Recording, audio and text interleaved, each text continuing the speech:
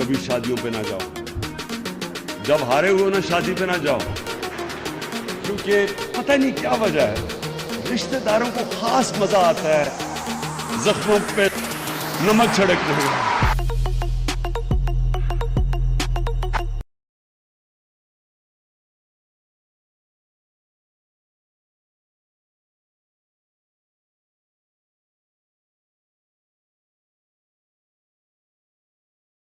कभी शादियों पे ना जाओ, जब हारे हुए ना शादी पे ना जाओ, क्योंकि पता नहीं क्या वजह है, रिश्तेदारों को खास मजा आता है जख्मों पे नमक छिड़कने में।